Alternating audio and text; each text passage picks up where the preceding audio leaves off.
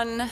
Thanks so much for joining us. I'm really interested in this panel. Obviously, this year is a huge year for elections and a huge year for AI. And when the two combine, there might be some things and risks that we need to consider. So I've got my great panel here today. I've got Hanah Darley from Darktrace and Rana Gujral from Behavior Signals. Can you please just start by telling me, in terms of the cyber threats that we're looking at, in terms of volume, are we seeing a much bigger volume because of generative AI now? Hanah? Yes. I think it's such an important context to bring in, because what you're talking about most of the time when you talk about AI is efficiency. You're talking about scale. That's how you're using it as a tool for an organization trying to upskill or create extra productivity. And that's also how you're using it from a cyber threat perspective. You're adding scale and you're adding scope, because things that used to take you an hour, 2 hours, a day now take you minutes. And so you are seeing a huge amount of cyber threats because of the accessibility of generative AI.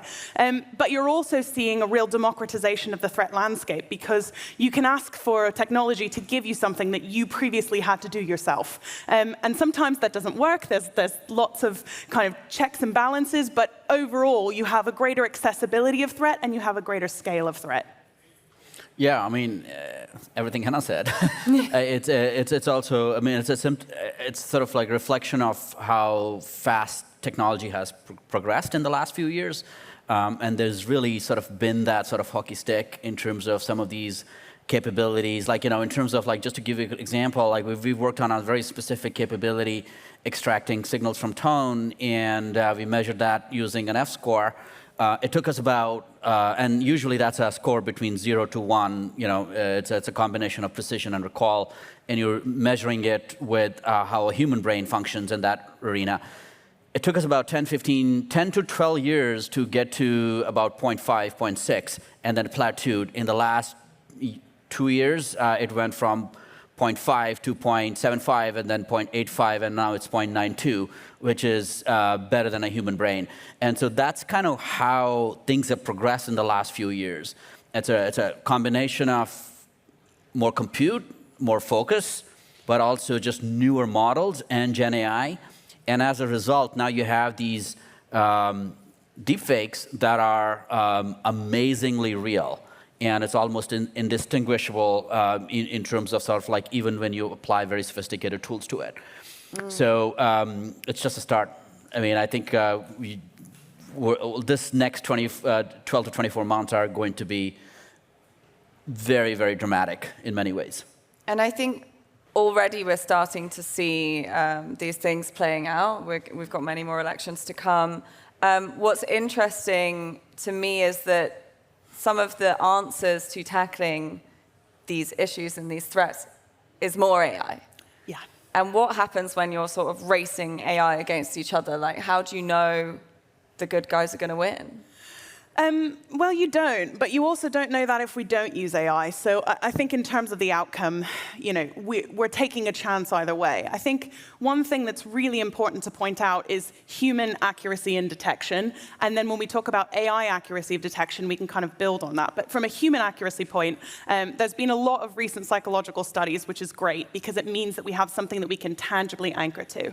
And so if you look at mobile visual media, so static media we're marginally better at, but mobile visual media, we're roughly a little bit better than even chance. So 50-50 chance we can identify a deepfake versus a non-deepfake. And that's given the context that you will be encountering a deepfake. And if you increase the financial stimulation, so you say, you will get money if you identify this, we don't get more accurate. And if you are forewarned and forearmed, this is a deepfake, the psychological studies still showed the same accuracy. But the problem is, as humans, we're also overconfident. So overconfidence and accuracy had a negative correlation in the study. So we're really sure that we could identify something fake, but actually we're not very good at it. And so when you bring in, generative adversarial networks, when you bring in AI solutions to this problem, you have a roughly better chance because of accuracy, because you have these samples. But then you introduce a lot of uncertainty, because how can we be sure that what's going in is good coming out, and how can we be sure that there's no bias? And so you're taking a lot of chances on ethics when you bring in the AI solution, but you're taking chances on accuracy if you leave it to humans. And so in some ways, you don't really have a perfect solution, but I think it's always about, when you apply any AI solution to a problem, it's always about a human-AI partnership. I think if we completely throw caution to the wind and just plug AI in and leave it alone, we're not going to get good results. It's always involving that human oversight, that human in the loop, and that's in terms of accuracy as well as the best solution outcome for us to be useful in terms of AI and society. What do you think is the best approach? Yeah, I mean, I think currently there's not much of a choice, right? So these problems are caused by AI, but also kind of need to be solved by AI. Like taking an example of deepfakes, I mean, you could create a fake content segment using 10 to 15 seconds of audio, maybe even less. That's something that you could take from a TikTok video, and that is completely and this is what tools that I'm talking about are free on the web type of tools, not sophisticated tools, and those fakes are indistinguishable to a human ear. So it's not. I mean, a human brain doesn't really catch those things. You need sophisticated AI tools to then tap into those situations, like including the tonal models that we started to build, that we were thinking about sort of like how do you replicate these essential brain functions, human thought process, cognition, intentionality, and also just sort of deciphering various aspects of emotions and behaviors. And we start to build these models. I mean, slowly these models have surpassed human capability. So you have these models that not only can do things that are considered to be very, very human, but they can do it better than a human. Or at least a human brain, or at least an average human brain, right? So, I mean, certainly, there's some people who can do it better than AI today. So it's a problem that is akin to you need a diamond to be cut, well, you need a diamond to cut it. And so that's really kind of where we're at right now. And that then leads to this arms race, which is what it is. And usually there's a propensity of things going wrong when you're doing an arms race, but that's kind of what we're in right now. I mean, the tools are progressing, and the creation aspects are also progressing, and we start trying to barely keep up at this point. Yeah. And in the context of elections as well, I mean, I've been in a few earlier sessions today, and everybody's saying they reckon they've seen a deepfake, and most people probably here think they've seen one, and maybe they don't know that they've seen one. Yeah. So they're coming across it, but there's limited research into whether it actually sways elections, probably because it's such a novel thing. But what impact does it have on our conception of what is real and what is not, and whether we can tell? Yeah. It has a huge impact. So there's also a lot of studies on how deepfakes contribute to false memory phenomenon. So to give you an example, you probably have a memory from your childhood that you remember because your parents or your caregivers told you about it, but you don't have an actual memory of it. It's a false memory that your brain inserts after you hear the description, you can picture the scene, and then you recall it as if it's actual long-term memory. And deepfakes can contribute through the same mechanisms in our brains, because every new stimulus, every new piece of information goes through those same filtering mechanisms. So when you see a deepfake, studies have shown that it can result in a false memory of that person, of that individual. And even after they've been told that's false media, it's not true, the lasting perception remains. So the difference in how we perceive that person, the difference in our affect towards them is continuous. And naturally, humans have a bias towards receiving negative information more strongly anyway. Most scientists reckon that's because of our survival instincts. So kind of fight, flight, freeze, we tend to take in negative information and keep it with us better.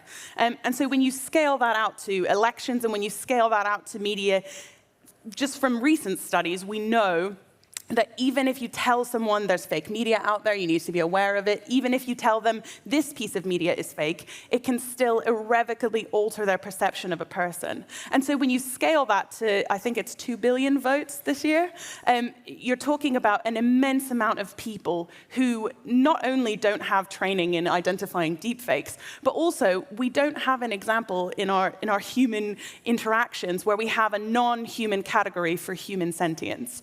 It's one of the biggest problems when you try to describe AI and the intelligence divorced from agency. We don't have a category in our minds for non-persons who have attributes of a person. We always attribute them to a person, and so it's really hard to unpick that. Yeah. I mean, that question is deeply philosophical, obviously, and we don't have time for that. But, I mean, I'll just say, I mean, what I've seen, at least in my line of work, and working with some very, very smart people who are sort of, marching towards this quest towards AGI and building various building blocks to it, is, interestingly, in a very weird way, the deeper we go into AI, the faster or the better we've been able to sort of understand certain constructs of reality and sort of what makes us human to begin with. Because a part of it is sort of understanding that as a first step, and then trying to think about how do you replicate that, yeah. Whether that be cognition, whether that be thought process, whether that be decision making. And the question is, well, how does the human brain does it? Well, we don't really know, but we can measure it. But what we can do is sometimes come up with a certain angle and build an AI model, and let that AI model learn and start to get results. And sometimes not only gets results, but it gets results equal to, and sometimes better than the human brain, and then maybe that's how it works. Maybe the approach that we're looking at that model take is how the human brain works. So that's sort of how a lot of our understanding around how the neurons are firing is based on the neural nets and how they make these decisions, including the LLMs. So I think bringing it back to the deepfakes, that line between what's real and what's not real, what's fake, is going to get fairly blurry down the line. And it's partly also because we don't quite understand what reality is to begin with. We have a point of view, and we have sort of like, this experience that it's a shared experience, so we all kind of agree what reality is. But then when we deep dive into some of these things, it starts to fall apart fairly quickly. I mean, just to take it further, because we're going down this route anyway, but even if it's not real, does that really matter if we as voters are still coming to an opinion independently with all of the information available to us? 100%, it doesn't matter. And it's the same with the disinformation crisis. There's tons of task forces all over the world trying to tackle disinformation, and we haven't really got a good handle on that. So when you amplify that with perceived human experiences, with perceived visual reality, you're augmenting a huge crisis with even more crises kind of tendency and causing ingredients. And so you're really likely to see people almost avoid questioning reality rather than confront something that's really difficult to suss out. And at a passing glance, 10-second content, 20-second content, assume reality instead of non-reality and roll with it, because until we have a perfect regulatory system, which is not going to happen in the next 24 months, we're going to have to, for ourselves, decide, is this real? Is this fake? And we're not always thinking about it. We have an implicit trust in technology. Most of that is happening subconsciously. So we're not looking at every piece of media we consume thinking, is that real or not? Until someone introduces the idea to us that it might not be. And so until that becomes our natural posture, which might happen in the next 5 years, depending on how things go, but until that becomes our natural operating posture, we're going to assume everything is real. Yeah, I mean, I think it matters to the extent that a big part of what we think is being human is about agency. Yeah. Right. So, we want to make sure that we're in control to the extent that it's possible. There's a lot of debate in the industry about free will, and I'm not going to go there. But an aspect of making a decision based on the data that we have is obviously influenced by the stimulus. And if that stimulus is faked or insincere or manipulated, then my decision making will be manipulated. So I think from that perspective, it becomes really, really crucial, especially when we're talking about elections. And so this is like it's a prime use case. I mean, you're influencing a key decision, and you're doing it at a mass scale. And we're living in a digitized ecosystem, and most of our touch points, most of the stimulus are digital. Mm-hmm. So it's not like we're talking to, it's not a town square situation where we're, gathering and talking and making up our minds. It's not a village town square anymore. It's the village town square is X or Twitter or Facebook or Meta. That's where the town square conversations are happening. And if those are not real conversations, as long as they're real conversations, that's okay. If they're made-up conversations or they're fake or they're manipulated in some ways, then the entire construct of democracy is under question. So it is very important. I mean, it's super crucial. And I think we've sort of seen some of that. You don't need deepfakes to, by the way, affect that outcome, as you've sort of seen. I mean, there are other problems that sort of go into that. I think deepfakes just takes it to a completely new level, right? So you'd have situations where there's very convincing things, and you won't sort of see it in mainstream. You see it with sort of sometimes even non-partisan entities sort of taking a side. So it's going to happen in very subtle ways. It's people that you don't know about or care about. So it's not about like, say Trump or Biden saying something, okay, maybe that's real or fake. No, it's about, your little sort of, mayor in your little sort of town is saying something, and that's what's influencing it, and maybe there's that sort of sways you in certain ways. So those are the things that's going to happen quite a bit. We're seeing it quite a bit already at this point. And how much do we know about the entities that are disseminating this misinformation and the deep fakes? Like, do we know who the bad actors are and why they're doing it? I think in many cases, we don't know as much as we think we do. And you can say that across all areas of cyber threat. Attribution is a hard game, especially as technology becomes more accessible. The attribution and responsibility becomes more and more delineated and attenuated. And so, it used to be, especially in cyber, you had kind of advanced persistent threat groups, and you had these specific brand names almost that you could attribute things to. But now it could be anybody. It could be your grandmother, it could be your cousin, and they just have access to technology that does it for them. And so in the same way, there are, of course, a lot of bots that are able to generate false content. There are a lot of false media that is spread from various accounts, but to actually trace that down to an accurate digital identity is exceptionally difficult, and governments all over the world are working on it. Yeah, I mean, with the right amount of time and resources, you can eventually get to the source, but that's really not going to help with the situation where that thought process or decision's already been swayed in that short term.